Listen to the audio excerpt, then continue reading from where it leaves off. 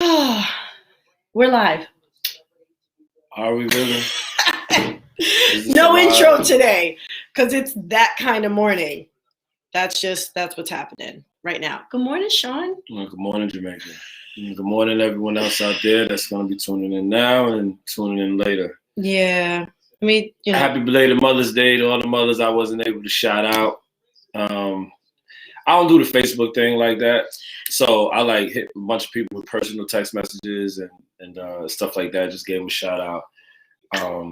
I didn't think wow, it might be easy if I just had a whole post for everybody I know, right? So a lot of people did that. There were definitely a bunch of folks that did a mass tag as many people as you could think of. Happy Mother's Day to everyone.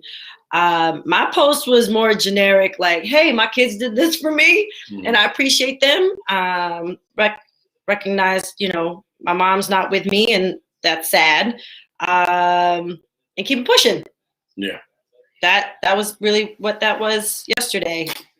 So, yeah, we're definitely live. This is a real thing, and I see you doing the techie thing over there. I'm doing the techie thing. So yeah, I got to celebrate with my mom and the family, and I shout out all my sisters. I think it made me realize I ain't been around to do this as much. Yeah. So it made me realize how many women are in my life, how many Black women are in my life, right? Yeah. I mean, I'm talking about from my cousins to my siblings to my aunties, all the way down, from here to VA and beyond. Mom power is everything. And it really was. It's a day for me. It's less about the capitalist nature of all these holidays or days of celebration where we're just buying, and more about just respecting or acknowledging the importance of moms in the lives of their children. And it was a good day. Yeah, it was good. Got some presents, like you said, the whole capitalism thing.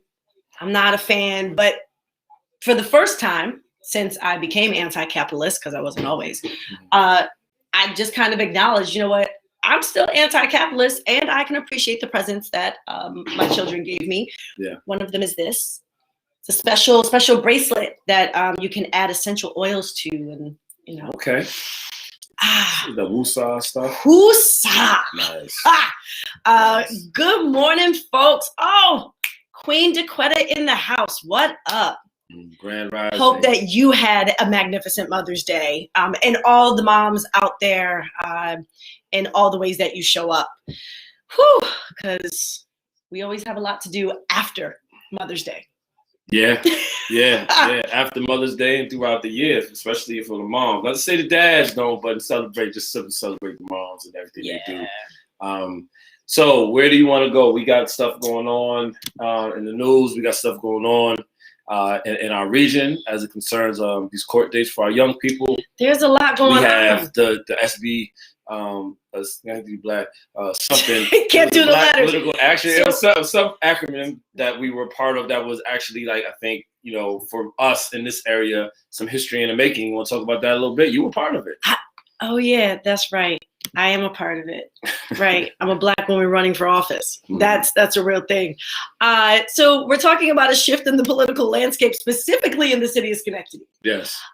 So this past Friday, the newly formed Schenectady Black Political Action Committee held SBPAC. SBPAC. Gotcha. It's like, where do you put the emphasis? SBPAC. I think it's supposed to be like that. They held a meet and greet for all of the candidates of color, which it was majority Black. Yeah. And then a member of the Guyanese community as well, right? So all people of color, but majority Black. And it aired on OSM. Okay. I'm getting that acronym I'm going to get wrong, but it was on public access. I mean, we got it on YouTube. Facebook. We Facebook Live. It wasn't the greatest sound quality, but the Facebook Live is on our page as well. And even on our page, I didn't put the link for the actual video, right? Okay. And so what they did was they broke it down First, they did a conversation with Omar McGill, who's running for Schenectady County. Yep. The first Black person To ever. He's going to be elected. I'm not playing. If y'all don't elect Omar McGill to Schenectady County, I just might lose I'm gonna lose it. This is his second time running for a county seat. Mm-hmm. He ran the last time, and it was some real nonsense this time. What happened with Omar is that he had already planned on running. The person that he's running against, last name Savage, originally was running for a city seat because the city of Schenectady has 5 seats that are up for election in November. Yeah. And Brendan then, after being consulted with by the Democratic Party in the city of Schenectady, was convinced to run for the county seat. Told. I'm going to say told. And Brendan says, he made the choice, whatever. They couldn't just let Omar McGill run for that seat. The Democratic Party had to run a white person against him. Omar is sincerely, incredibly qualified, and a magnificent representative for the 1st District of Schenectady County, which is the north side, but also wraps into Bellevue. Serious gerrymandering happens at the county level as well. Just really, really, really should be in this seat. Someone that's going to be equitable, but also lift up all voices. I truly believe that about Omar. So spoke to Omar, and then they did the city. They did a panel discussion for those running for city office. And there are 3 seats up that are 4-year terms. And there are 2 seats up that are vacant seats because Lisa Perazzo and Ed Kosher stepped down in the middle of their tenure. Lisa Perazzo moved, and big up to Lisa, because I know she's living her life and having fun and just good stuff. Ed left. Okay.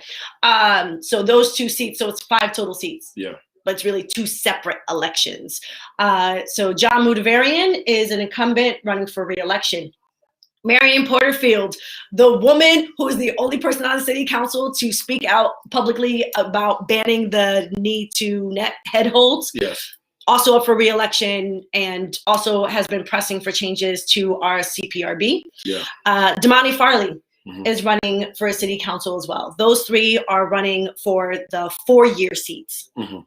There are other people that are running for those seats too, but we're not mentioning their names. And then there are 2 individuals that were on the panel that are running for the 2-year seats. Yeah. Halib Samuels. Yeah. And Carl Williams. And so you can see the video where they all, speak about where they stand on certain issues. And it was moderated by my dear friend, Dr. Deidre Butler. Did a good job, sis. Appreciate you. And then after they got done talking, all those people. It was time for the real 2 show. People that are running. We got 2 people running for the Board of Education. Prince Sprav and one and only Jamaica Miles. Yeah. I think you all did. I think you all really, held it down. The dynamics, the way y'all spoke about the issues, the way y'all spoke about why you're running, the position that you have, what changes you want to see happen, all of that. Came across really clearly. And actually, like you said, you say the show started. I would say just the way y'all was able to speak to it, because just the way the environment wasn't. Yeah, we were at Proctor's. It was thrown together. But all in all, I think it was done well enough. That video that we don't have the link to yet, but we'll share it later on. Yep. You all can check it out, and you can hear from Jamaica. You can hear from Prince Sprav about how they run. We need to make sure all these folks. Everybody's got to vote. Yeah, all of these folks need their opportunity to be heard. All of these folks need to be voted for. We got to be more engaged. It ain't just about all the protesting last year and the protests that has already begun this year is super important and key to getting the changes that we want. Yep. Getting in them voting booths. You know what I'm saying? For the candidates that are running for the issues you want to see happen is also important. It's the inside-out game. You got to have that pressure on the outside. You got to have folks inside that can actually, make the changes happen on a policy level. while in there. So, I mean, it's got to be in the streets and in the booth. There you go, in the streets and in the booth. That sounds It's like both something we've and. done before. It is. It's what we did last year, Yeah, in the streets and in the booth, and we're doing it again this year, because you can't just say you support a candidate. You then actually have to go and vote. And we watched history happen with the last presidential election. Yeah. And it was the Black vote that made a difference. Yeah. And now I understand there's plenty of reason for Black folks and people of color not to want to show up in the booth. It's like, why even bother? None of these people care about me. Look at this slate of individuals. There has never been this many Black people running at one time in the city of Schenectady. That's a fact. Ever. That's a fact. This is history right now in the city of Schenectady. And so look at the candidates, still be informed. Listen to where they stand on issues. The Schenectady NAACP is having a candidate forum on Wednesday night. It'll be virtual, it'll be online. The League of Women Voters did a virtual, like, answer these questions kind of thing that they're posting to, I believe, their website. I'm still waiting for the link on that because I answered that questionnaire. The Daily Gazette is doing something for the candidates that does like a side-by-side that will be published prior to the election. There's a way to find out where candidates stand, like what their issues are, what they're passionate about, what their priorities are, what their background is that makes them the best candidate to be in office. And let's be also clear about the folks about what we're seeing from the folks that are already in office. Right? Like, what are we seeing now? Like, there's examples of what's there and what we don't want already. Oh, Lord, right? Jesus. We've got folks increasing the police budget, right? You got folks re-implementing like need a head hold. You got all this stuff going on already from elected officials. You got folks at the board, and we can't even get a superintendent or, you know what I mean? So we have all this stuff that's evidence already what we don't want. Take the time out to figure out what we do want. Go look at these candidates, hear from them. Here are the changes that they want to make happen. And then when they get in office, we got to continue to keep the pressure. Yep. This is all a part of the same, I think, purpose, right? Absolutely. Yeah. Rally, protest, get in the booth, vote, keep the pressure on. Gotta make a change. Michael said it. I mean, that's a whole nother story. But yeah, Michael Jackson said it's time to make a change. And now is the time for that to happen. Remember that May 18th is the election day for school board and school budget. And that's across the Greater Capital District. Yeah. To anyone that lives anywhere that you have a school in your locality and you have people who represent your children's interests on the board. And if you don't have children in the school district, you still want them educated because you don't want them to just be, for all the other reasons. Right? Go and vote.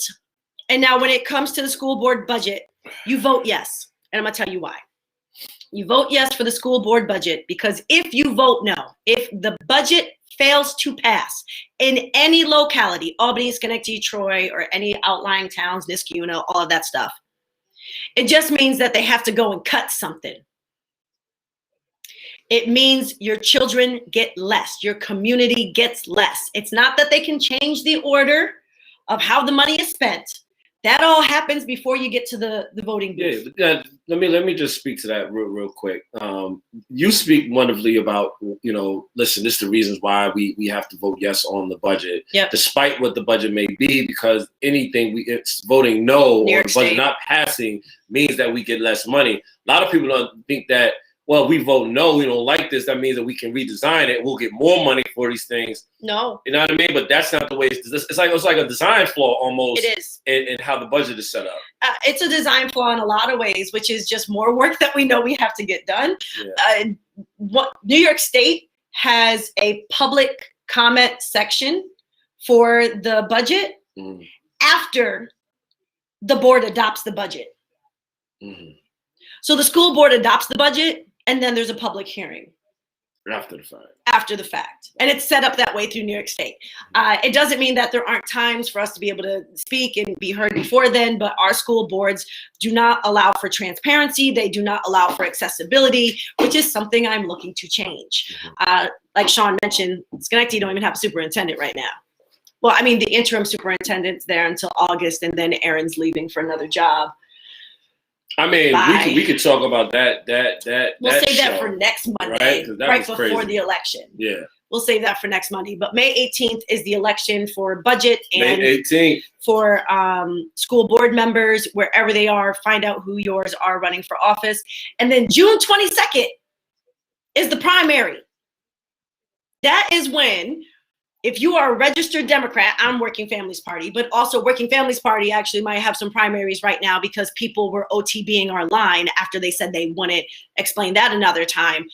But if you are registered within a specific party and there are more candidates that are running for office than there are slots, you get to go to the polls on that day and say, who are your Democratic representatives that you want to be in the general election? This is important for Schenectady. There are more Democrats than there are slots. So you have to get out and vote. If you're a registered Democrat, if you're not registered to vote, there's still time. There's still time for you to register to vote before the primary on June 22nd. So get that information, be intentional, be aware of who people are, and get out and vote. May 18th, June 22nd. Yeah. And that's your shift in political landscape update. That's what that is. That's what that is. I made that. Listen, man, I just love, I'll end it with this, just thinking about so many people of color, so many specifically Black people, African-American heritage folks that are running for office in the capital region, period. And I'm loving what I'm seeing. I'm inspired.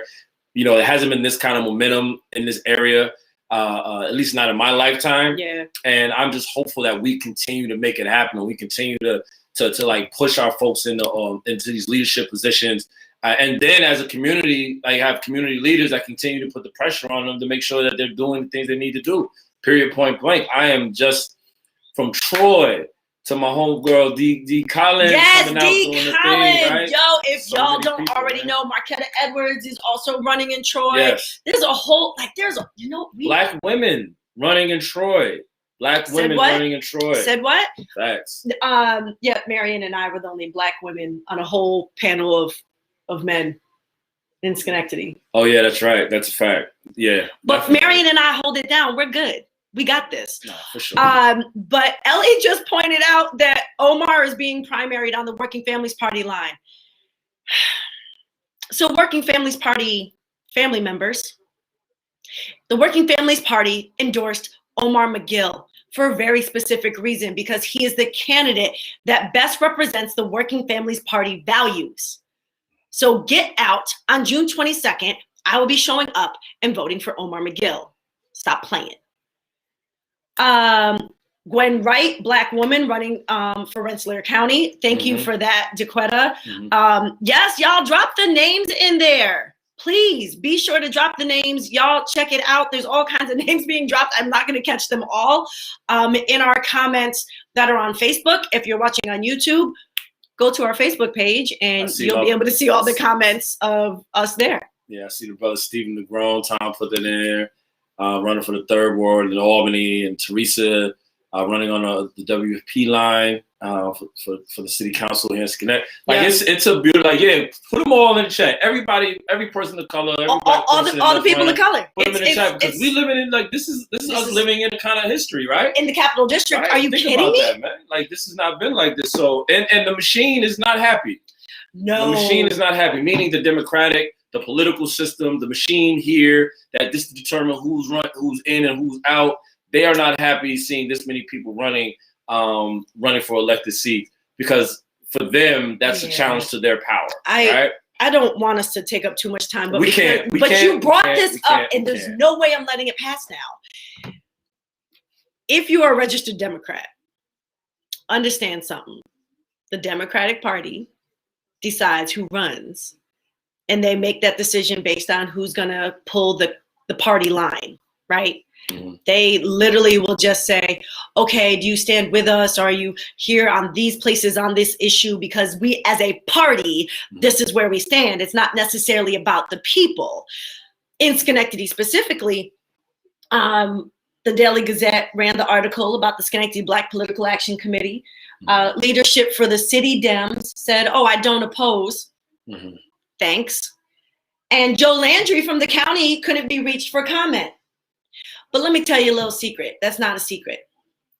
Both the city and the county Dems have historically blocked Black candidates from running for office. They have gone out of their way to ensure people wouldn't even make it to the ballot. The last time Damani Farley ran, they challenged his signatures, which the way electoral law works, it's convoluted and ridiculous. There was no reason. He had enough signatures. He did. But they said, you know what? We're just not even going to let him get on the ballot. We're not going to let people decide for themselves. And it was the Democratic Party.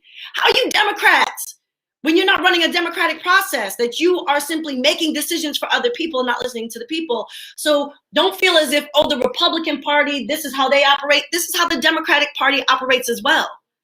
And we need to ensure that we have a worker-centered, poor people's campaign that really is about the marginalized and impacted people. If you're in the Capital District, let's just take over the Working Families Party. It's the easiest thing to do. The Dems are going to be the Dems. Let's all become Working Families Party members, in my opinion. And maybe that doesn't work for everybody, and that's cool. But we need to do something different. We can't simply say, I'm just going to vote straight across the line on the Democratic Party because you're co-signing to the same bullshit that the Republicans do. It's a machine that's decided by rich white men. I mean, that's like the easy way out. Like, I'm just going to vote for this party because this party is the one that's going to get, because this is what I'm supposed to vote for. I remember, and this is the last thing I'm going to make, because we got other things we need to talk about. We do have our folks that have court dates coming up this month. And we got to talk about that. We got to talk about the continued fight to end police brutality, to make sure that that we have a ban on tear gas in Albany, and that we have folks in office that are going to make sure that that's something that stays that way. But I remember, a person was running for office here. It was coming by my mom's house not too long ago, and was just like, hey, you signed this petition, and I'm asking them questions like, okay, who is this person, and like, what do they run on, and the guy's like, well, I mean, he's a Democrat. Like, this is how you go, like, he's a Democrat. As if that was all I needed to know. But the sad thing is that it's true. That's all people feel like they need to know in order for them to vote. And you have to think way deeper in that. Peel back the layers, see who somebody is and what they're running on, because just running on a name of a party ain't going to be enough. Nope. It should have never been enough, but it damn sure ain't going to be enough now. No. We need to be fighting on the issues that need to happen, and things that need to change. So, and we've got issues. And we've got plenty of issues to talk about. What are some of those issues, Sean? I mean, so I want to get to the dates. So we got the court dates coming up for Lexis Figueroa, for Michaela Foster, for Casey Charles. Happy birthday! Yes, Casey Charles, happy birthday. That's right. Casey. That's right. You just mentioned that earlier. I mean, we should have said it at the top of the damn. We should have said it at the top, but I'm saying it right now. Yeah, it ain't the same. It ain't the same for me. But anyway, happy birthday, Casey Charles, man. Love you, brother. Hope you're having a great day. Hope Mom's Day was happy, because I know Mama Charles probably threw down. I definitely sent her a shout out. Oh, I bet she had food that I wanted. Sorry. Probably. But listen, so the thing is, these young folks have court dates coming up in the city's Schenectady. We're going to have all that in the chat later on. We'll post some stuff later. I know Michaela and Casey have some Schenectady dates that are here. Lexis Figueroa has his stuff coming up. And there's a whole slew of others. And there's the young person that APD blasted her photo all over social media. Oh, the teenager. Yes, 18 years old. Yeah. That they blasted her photo all over social media as if, oh my God, help us identify this person, this child, that her court date is coming up as well for the city of Albany. And I'll be reaching out and talking to her and her mom because are you freaking kidding me? Albany. So if you just to recap a little bit about what we're talking about for those that may not know, if you watch this live, if you've seen anything, then you know. But I'm just gonna recap a little bit. We had the encampment that happened after the march to the South Station from Townsend Park. The encampment only happened because of the escalation of the APT officers that day. Yep. Knocking somebody's lamp out of their hand, a light out of their hand, and then assaulting a black woman by pushing the megaphone into her face and snatching it away. Yep. Those folks protesting leave and go about their day to continue to protest and fight. Had that not happened, So the encampment's there. It's 6 there. days. 6 days. They come in, violently remove everyone from the area. Yep. Arrest people.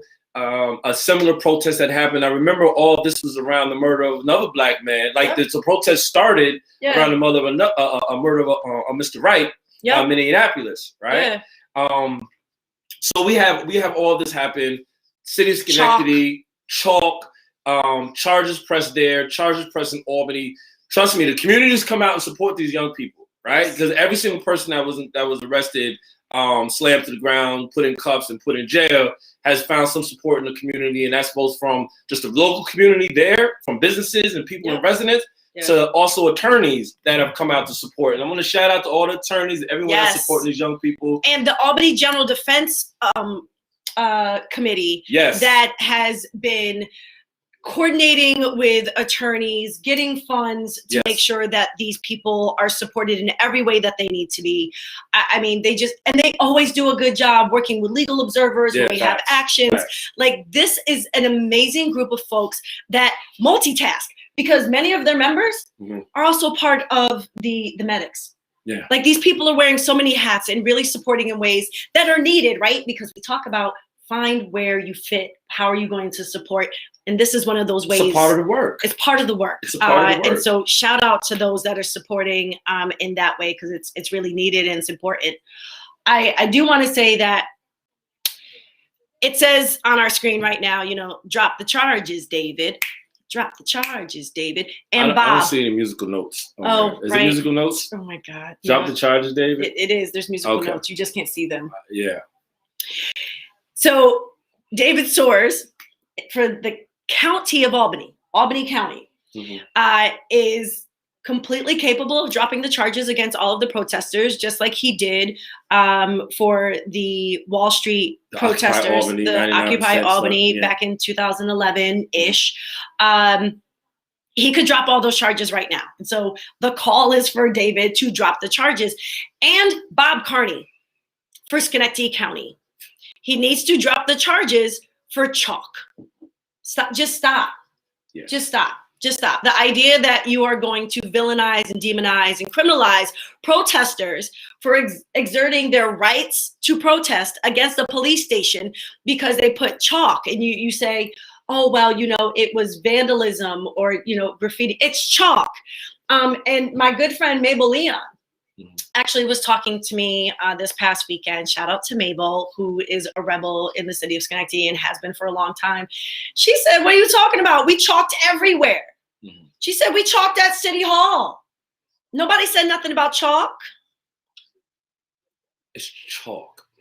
It's black people using chalk. Yeah, black people using chalk is such a danger, such a threat. They need to be cuffed and thrown in jail. Now listen, they were able to come by with a hose and spray down the chalk, and the chalk was gone. Right? This is not spray paint. This is not paint. This is not magic marker. This isn't anything that wouldn't come off, even in the rain. Just wait for the rain. The rain would have came off. You could have waited. But because of what they're saying is I think to them, it's a challenge to the status quo. Oh right? Yeah, it's they put Fuck 12 on the building. It's a challenge to what has been going on in our society for so long. And people are comfortable in their power, and they're like, you're not going to challenge us. We're going to make sure that you pay for it. And even if you got to pay out of your pocket or pay with some time behind bars, we're going to make sure you pay. But the community is paying attention. Yes. Right? The community is watching. And remember, even Mr. Carney, who's been in his seat for oh my God, Bob how long? 30 years, 40 years, 30, 40 years. Who knows? Please, if you happen to be an attorney in Schenectady County. Some names right now. I'm not going to. I'm not going to. We're not gonna, because I've got some folks, one in particular. Please consider running for DA the next time that seat is up. No one person should be in office for 40 years. There is no way. And the same person in office, he actually said he's been fighting for Black lives his entire term. He does more for Black people.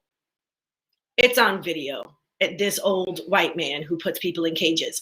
Please, if you are an attorney in Schenectady County, or if you're an attorney that wants to move to Schenectady County, my God, please. Import them. Maybe you used to live in Schenectady County and moved away, move back. Our videos happen to go, nationwide, sometimes international. So if you live someplace and you used to live here and you care about Schenectady, come back. Nice. Also, I wanted to talk about, and we don't have all the time, but I did want to talk about this increase in what we're seeing in mass shootings across the country. And we're seeing an increase in shootings as the weather begins to break.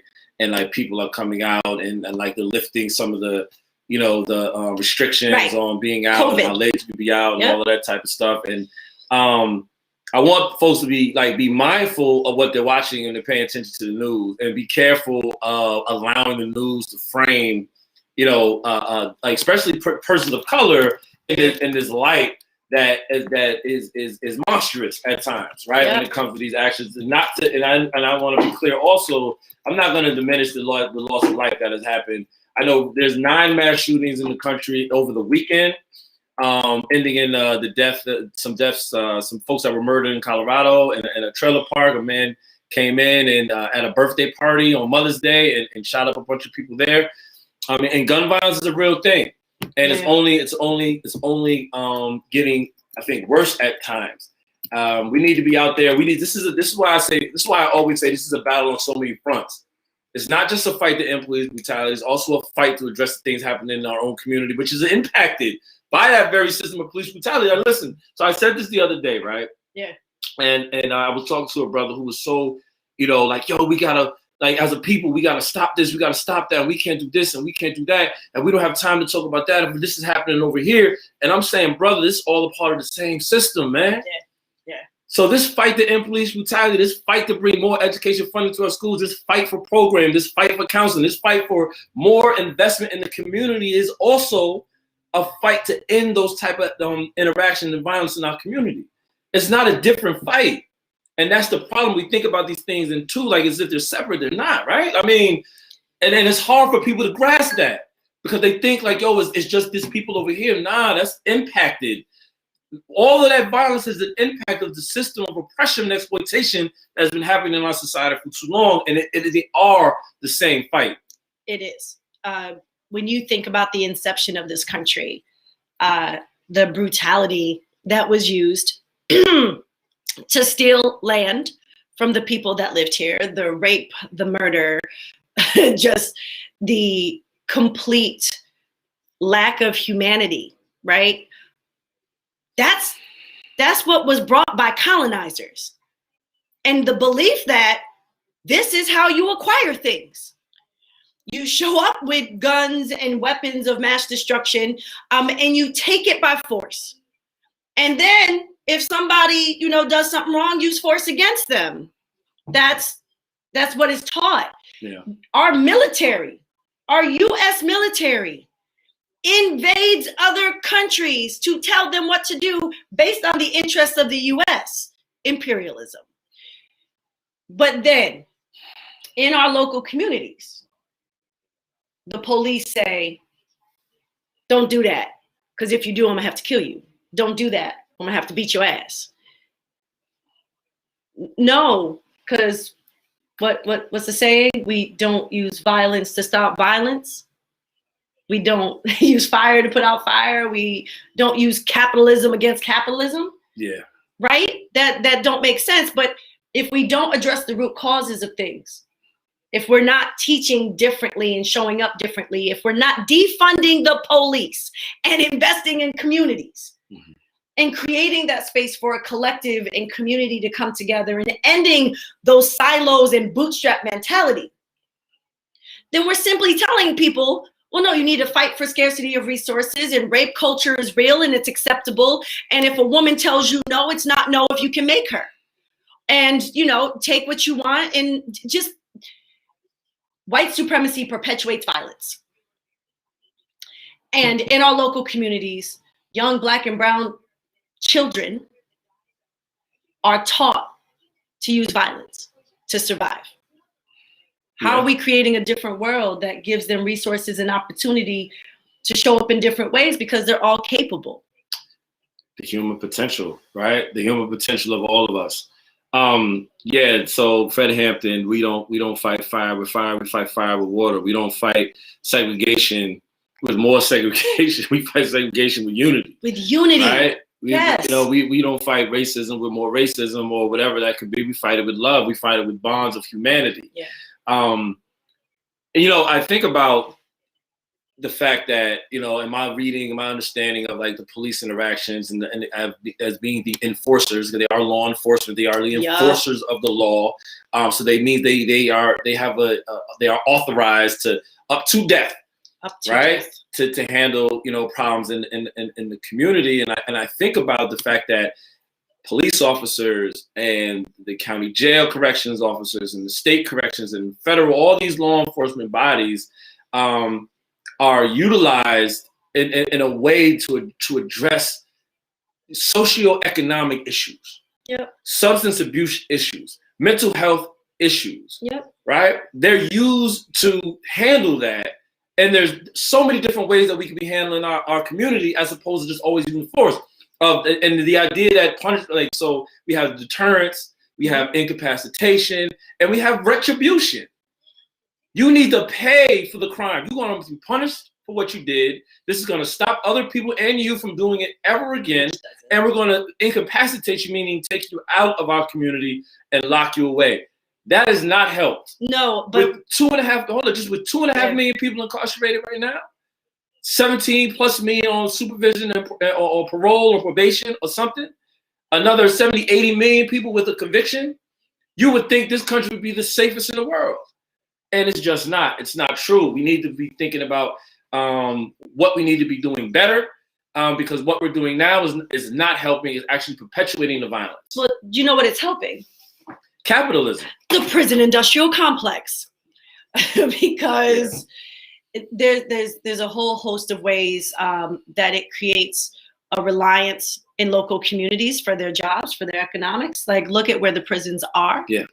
And the local communities that it is their economic security that those jobs exist. Whole towns, villages, areas have the only industry there is a prison. Yeah. The only industry. Yep.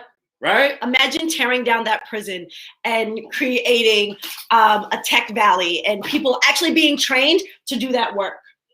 Or any type of factory that factory jobs could actually still exist in this country under a livable wage, and people could do manual labor like they have incarcerated people do for pennies on the dollar.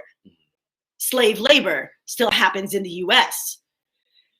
But people are told those are bad people, they're disposable, they're expendable, you don't want them in your communities. Those are your brothers, your sisters, your mothers, your fathers, your aunts, your uncles, your siblings, your high school sweetheart. Yep. Like those are our community. And we are not all the one thing that we were accused of at some point in our lives. And if we cannot believe that people are capable of change, then what are we here for? I mean, the truth for me, and what you're just saying is it's like knowing who we're locking up. The myth of those that are incarcerated is something that I try to break, and we'll be dropping another conversation behind the wall soon. I just got done recording one with one of my brothers that's locked up right now in a maximum security prison. Actually, no, he's not in the maximum anymore. He got shipped to a medium. Doesn't matter, but it's still a prison. Yeah. The truth is, like you said, it's our family, it's our neighbors, it's our friends, it's people that we know. The myth is that it's the boogeyman. That is that most horrible thing that you could ever imagine happening. It's that person that did the most harmful and egregious thing ever. That's traced across the news and makes it so much easier to make everyone look like this person. Yeah. Everyone that's incarcerated is not that person. No. It's not to say that level of violence, and I don't really want to say all the different things that could happen have not happened in the past. But that is a rare, and as a very small population of our people. We got over 2.5 million people on any given day in this country locked up. 2.5 million people. Because we criminalize just for the purpose of being able to put people in cages. Our public safety is not connected to prisons and jails and policing. It is connected to just what Alex said.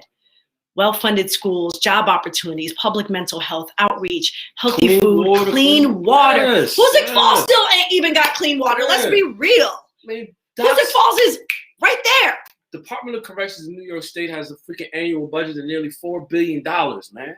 Nearly $4 billion. Like, what is that? Like, come on, what are we doing here? I could spend that money. Come on, man. I could spend that money. I could spend that what money. could that money do? What could half of that money do? What could all of that money do? Right? Yeah.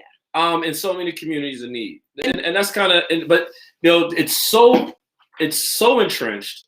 It's so entrenched. It's going to take having these local politics, these elections, these people coming out demanding change. It's going to take all of us literally getting together and figuring out the society that we want. We do not want to continue to finance punishment, right? We don't want to. There's billions of dollars in that industry, man. The police departments, the annual budget for police departments yearly is in the hundreds of billions of dollars. Like, come on. Yeah. Come on. It's there's other things that we can do. So this is it for us today, right? Yeah, we're at the end of this. If you're looking for all of us anywhere on social media platforms or across the globe at Untitled and Free. And like we say every week, if you have not already, join our email list. I created a bit.ly so it's easier than the hyphen, right? Sweet. Because that was annoying. But it's bit.ly/2021, all of us, because it's not one of us, it is all of us. And it requires all of us to come together to create the change that we need to live in the world that we all deserve, where everyone has access and opportunity to thrive and no longer is struggling to survive. Facts.